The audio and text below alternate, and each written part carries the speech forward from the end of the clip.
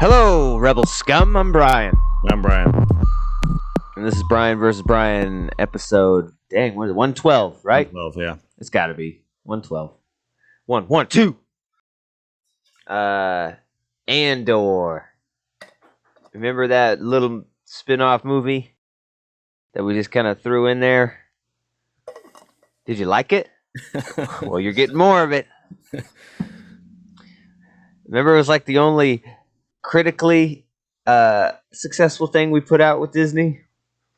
I guess the first Star Wars, Force Awakens, that's critically loved. If you look at all the scores and stuff when it first came out.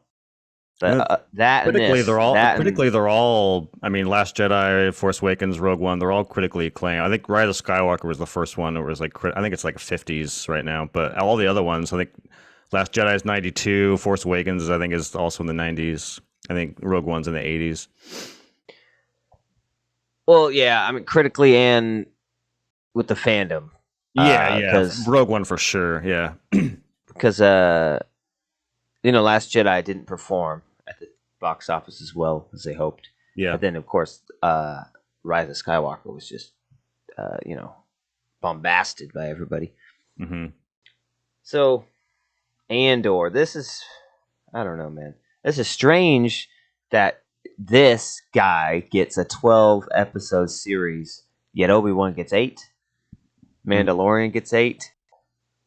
Boba Fett gets, what was it? I think it was 8 too. But this gets 12. This nobody kind of guy. And then it gets 2 seasons as well. Yep. So 24 damn episodes leading up to Rogue One. It's like, dude, who decides that this got that much? I mean, I would have loved Obi-Wan to have a run like that to get all the nuance and let it breathe a little bit. But Andor is the one that gets to breathe. That's weird. Yeah, I was really looking into this a little bit, and it doesn't make me look forward to season 2. And I guess this is very mild spoilers. But if you don't want to know literally anything at all, I would just skip forward. But apparently, what was originally planned was they were going to do 5 seasons, and then Tony Gilroy and Diego Luna were like, yeah, we're gonna fucking do it. And then after like a few episodes filming season 1, they were like, well, this is going to take like the next 15 years of our life, and you're going to age. We're all old. Let's just not do that. Let's do 2 seasons. So apparently what they're going to do in season 2 is I think like every 3 episodes, they're going to jump ahead a year. So it's like after episode 3, it'll be like a year later, and then that will be like a year's worth of time, and then a year later. So it'll like condense what they already had planned into 1 season, which sounds kind of messy. So hopefully it's done well, but it seems weird to me to jump 3 years within a season. But hopefully it'll pan out. Well, the whole thing is supposed to be 5 years. Yeah. 5 years within 2 seasons doesn't seem too crazy to me. Yeah. You don't have to tell me, 2 years later. Just play the, there's plenty of films and stuff and TV shows where you just kind of, okay, we're in the future now. Right. Like this is obviously, you know what I mean? They don't always hold your hand and like 2 years later. Yeah. Several minutes later. Yeah, I'm sure they can do things interesting visually that's like, like a lot of the shit's like, his hair is much longer, or, now he's shaved, he doesn't have a beard. Like there's always some visual way to show passage of time. So hopefully it's pretty smooth. Yeah, so that's my biggest problem with this, that this gets so much. It's like, dang, really? It's like Daredevil, and they announced 28 episodes. Like, what? What the fuck are you talking about? So that was kind of strange. Because they do that in these episodes. Time jumps constantly. Mm-hmm. They do them pretty well. I like them. All of a sudden, a character will shut their eyes and Mm-hmm. now you're a child on that. What the hell was that planet called? I don't remember. The little weirdo planet. So he is not a he's not a very likable character.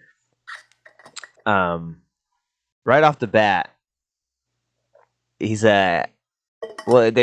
he's likable right off the bat. He's looking for a sister.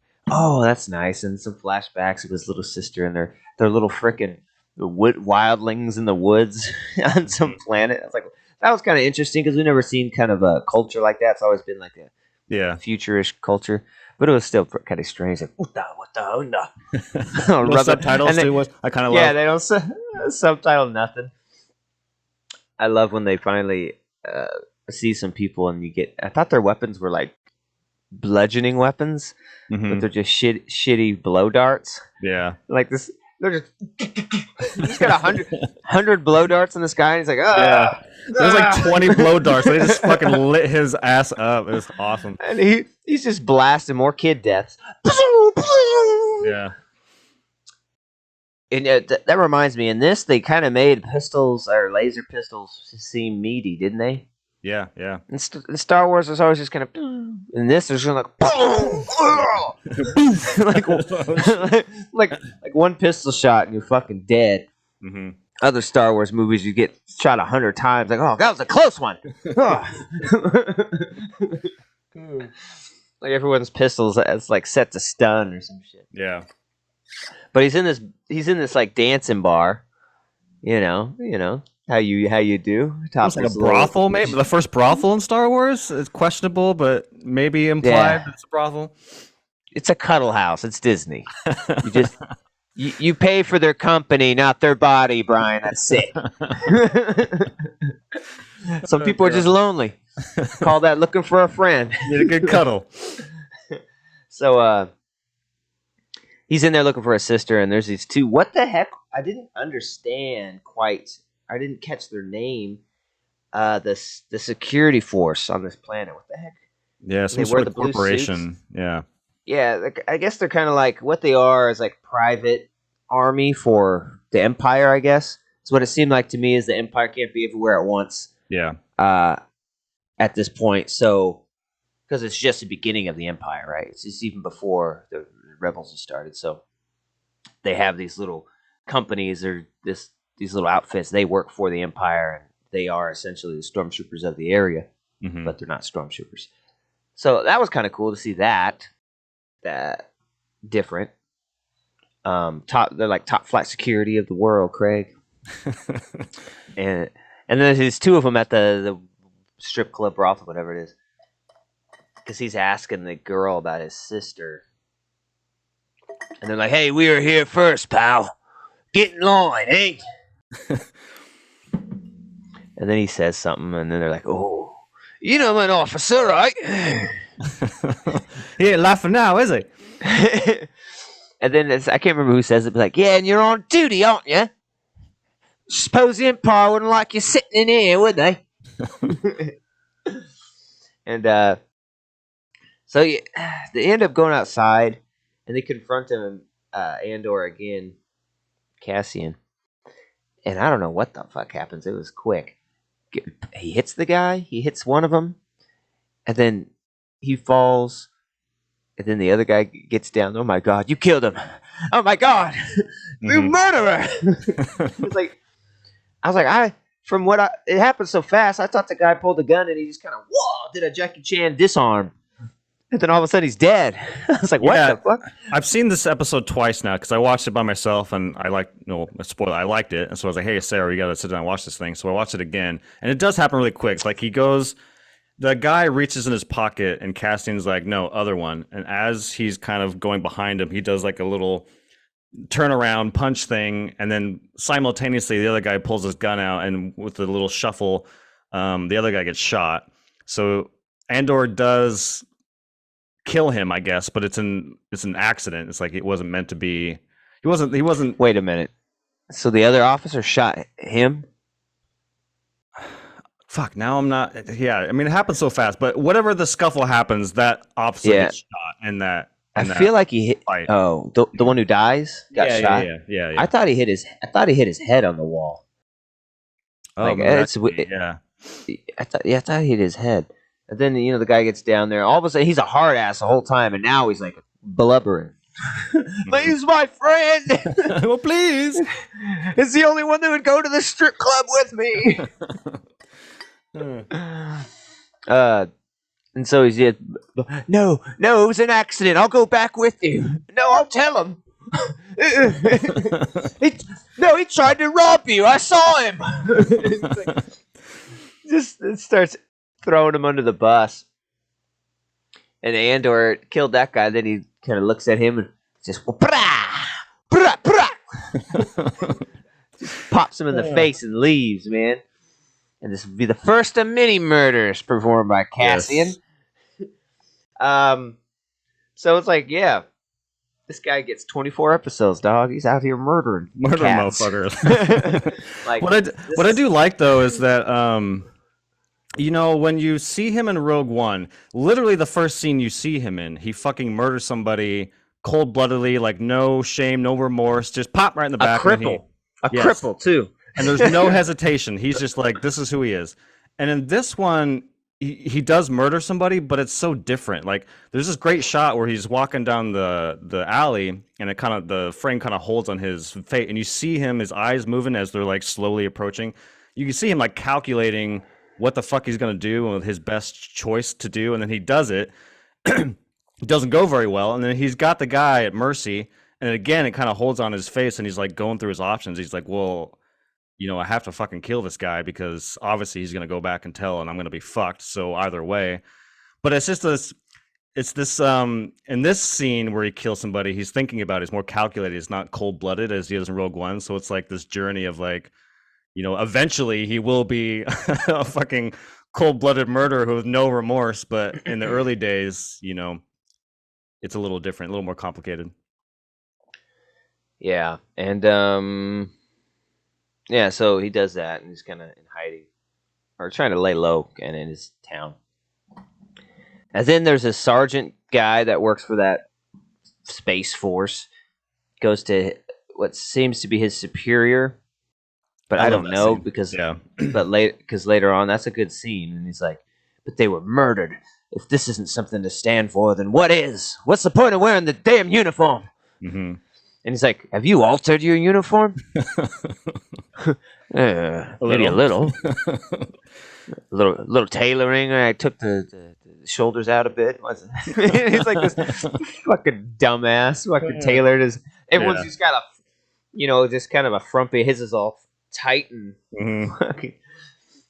anyways, and the guy's like, I'm meeting with the Empire later today, and the last thing you want to talk to the Empire about is crime and murders in your section. Trust me, the less Empire has to be here, the better for everybody. We do not want them involved in our actual running of this, planet.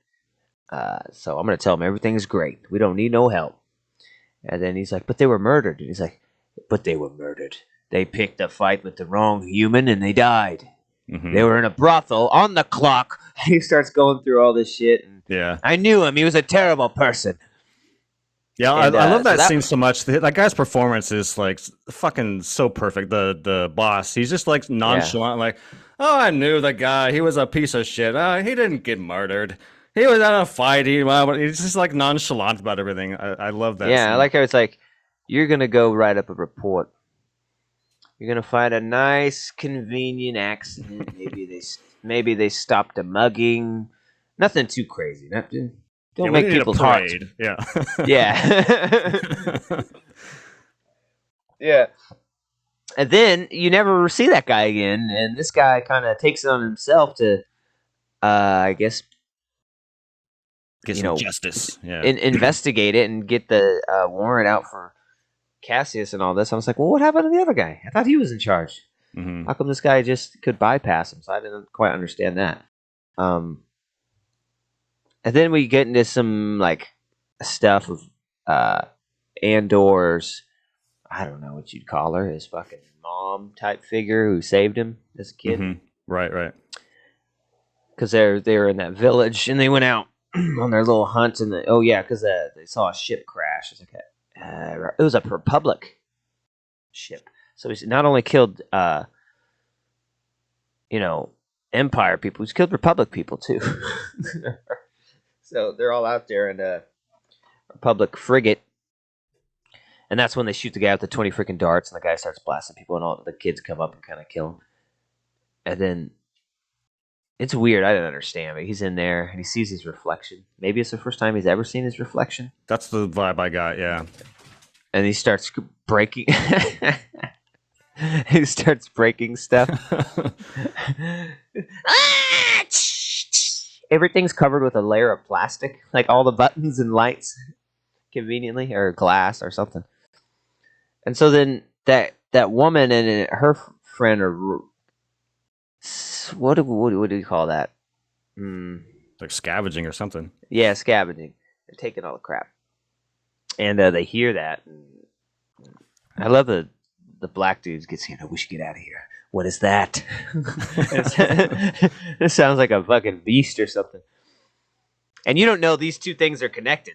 Yeah, yeah. Because the way they're jumping around all the time, you think this is a separate event that they're showing. You see, oh, like, ooh, it's gonna be some kind of monster.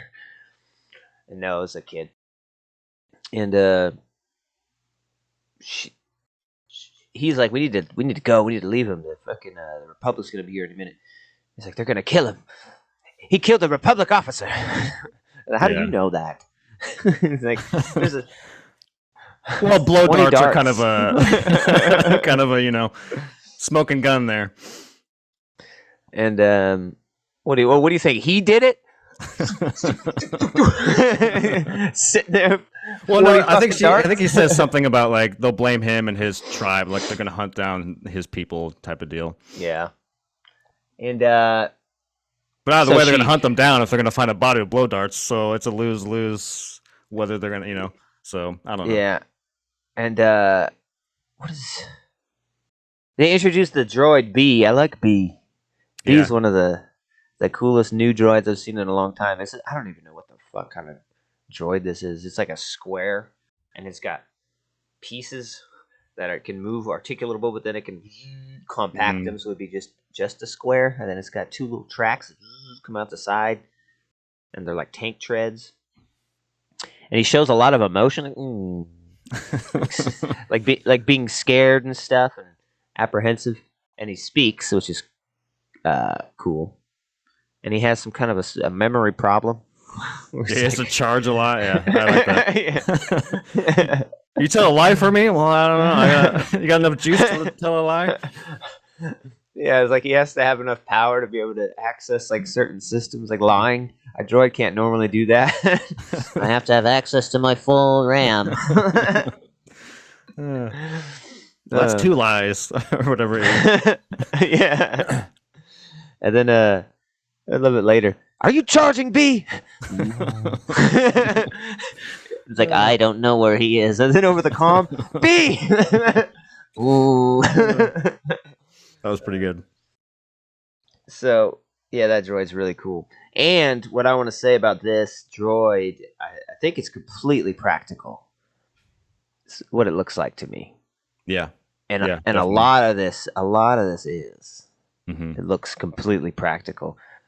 I mean, it's shot in Pinewood Studios, so obviously there's a lot. There's green screens behind everything. Blue screens, I think they do in Star Wars. But they got a lot of physical props, dude, because this looked good.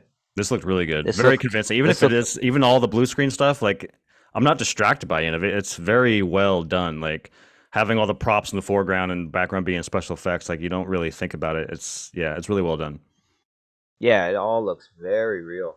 The only thing I thought didn't look that great was the speeders. Yeah. Episode 3 when they're for sure. That when they're taking off, I don't know. That looked You because the speeder's physical, you could tell they're you got an angle on it where you get to see the prop they're sitting on, but then you got to blur this weird background. Mm-hmm. So that was the only thing that didn't look that great. But other than that, this is I was just thinking when I was watching that I don't know if they still use ILM or if ILM is even still a thing under Disney, but man, Star Wars effects and CG is top notch. Mm-hmm. Even in their television, it's like this stuff looks good. Even in comparison to other Disney stuff like Marvel stuff, Marvel's always getting shit on, like the She-Hulk. They had to retouch all the CG. You never hear that about Star Wars. they do it right. So where were we at? He's kind of on the run, and he's looking for his sister, but he's got this other gal that he's buddies with. You can tell they obviously into some shit, and I don't know.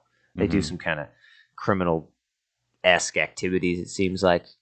Yeah, it's unclear if they've had a prior relationship or if they're just friends. Like we don't really know. But what we do know is her new fling does not like him at all. Yeah, and she says she can't hang out with him one night, and he goes and follows her and sees it like they're at a bar, just talking. And so he goes and snitches to the little security company that, hey, I think I know this guy you're looking for, because they find out like he's from that planet that I forget what the name is. Yeah, I forget too. Like almost nobody's heard of it. It's a stupid planet where they had a mining facility that like got destroyed, and so I don't know. All the parents died, so all those kids are just raised as savages, and no one ever came back for them or something. Mm-hmm. That's pretty much what I got from it. Yeah, that's what I got too. And the female character knows about Cassian growing up on that planet, and she's like one of the very few, and she must have during some pillow talk told the new boyfriend because he knew, and he's like, oh, then that's this motherfucker. There's only like one guy in the whole galaxy from that planet. Yeah. So he tells, but then she shows up at his house and just like, take me. And he's like, oh shit. Probably shouldn't have called that in. Yeah. But oh well, let's do this if we must. Oh god. And so what was that one? It reminds me of that one movie. Oh yeah, I think it was Seinfeld. Jerry, I think we have to have sex to save the friendship. Oh yeah. I was like, yeah. And he's like, sex to save the friendship. Well, if we must. Oh god. That's so good. Yeah, I think so he snitches because the corporation back on the original planet, they were going through the records of the ship the ship flight patterns or whatever, and they found the ship from the planet, is it Ferrix? That Cassian's I think it's Ferrix. And so now they put out a warning or capture wanted message to all that planet. And so he sees it in the files. So now he knows that people are looking for Cassian, and Cassian's wrapped up with his woman. So he gets a little liquored up and decides to be a little biatch. Yeah, and this whole time Andor has this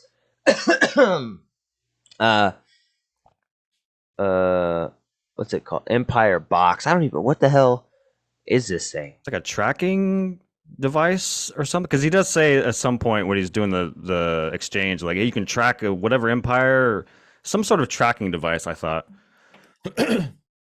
I thought it was like some kind of Republic or Empire transponder. Like if you have that on your ship, you could cross through all the like checkpoints. Oh, that could be too.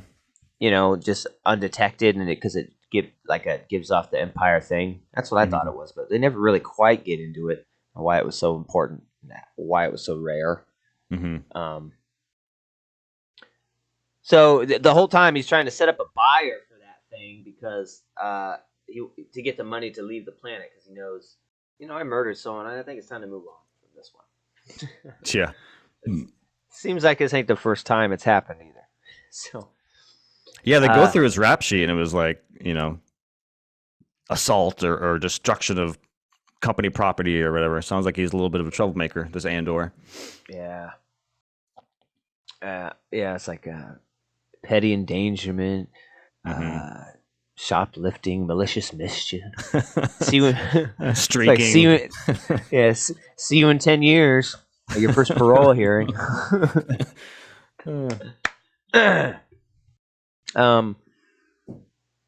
So he gets his buyer, which is the Skarsgård character. Ba-da-ba-ba. Oh, I forget his character's name. I have it up. Let me. Luthen Rael or Real? Yeah. Rael. Rael. Yeah, I feel like these characters in these Star Wars things aren't important at all, other than the main character. It's like the only one you need to know their name. Yeah, And yeah. then everyone else is just never referred to by their name. It's just like, when did he say, "Oh, Luthen, come here"? Mhm. They just speak. Um, but he goes to meet him, and by this time they've assembled a security force of like 12 people to go get him. It's kind of cool, that little drop ship they have. It's just like the Republic Mhm. ship from like episode 2, but like super miniaturized. Yeah. It's like, what the fuck is this thing? And he goes to meet him, and then all of a sudden, it's a pretty cool scene. I like the Skarsgård. He's like, 40,000 credits. Where did you get it? What's it that important? Who cares what I got it? I got it, right? And he's like, I'll give you 1,000 more to know where you got it. Why do you want to know where I got it, man? What the hell? And then he goes on, if they found out anything about this, they'd what they said, something like they'd hang me in the square, the same place your father was hung. What the fuck did you say? What? How do you know who I am? I know everything about you. He starts going through all this stuff. I thought we'd have a more civil conversation, but we can do it like this. And he's got the gun to his head. He's like, I just thought you might want to fight them for real. I'm putting together a particular team. Yeah.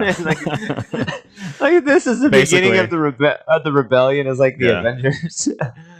I heard of this guy on, FX 217, and he's a hell of a shooter. Hell of a murderer, this guy. We need a murderer yeah. on our team. I'd rather have him on mine than the other. Sometimes you live long enough to see yourself become the villain. Yeah. So goes into that, and then there's some cool stuff. It's like, oh my god, he's at the door. Don't worry, I rigged it with explosives. Yeah, rule number 1. Always, take care of the entrance or whatever. Yeah, he starts going through the damn rules. Like, this is the beginning of your training for the rebellion. Rule number 1. Never listen to the rules. Oh, man. Rule number 2. Always leave a note. Oh, my God.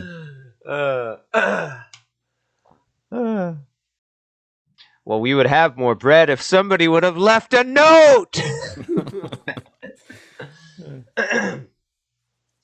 So that's when they get away on the speeder bikes. I mean, we're just casually going through the plot, but there's not much of it. That's pretty much what it is. And it was good, man. I liked it.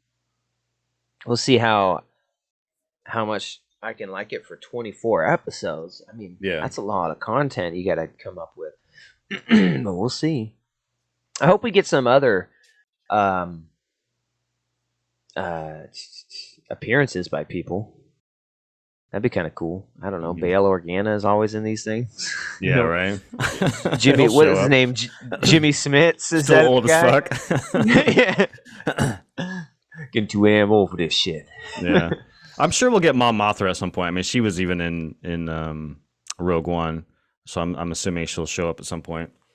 Yeah, it's interesting. There's no. This is one of the things I like the show a lot. I don't know if I'm in love with the show. I don't think it's like the best thing on TV right now, but in terms of the live action Star Wars I've seen, I think it's the best. And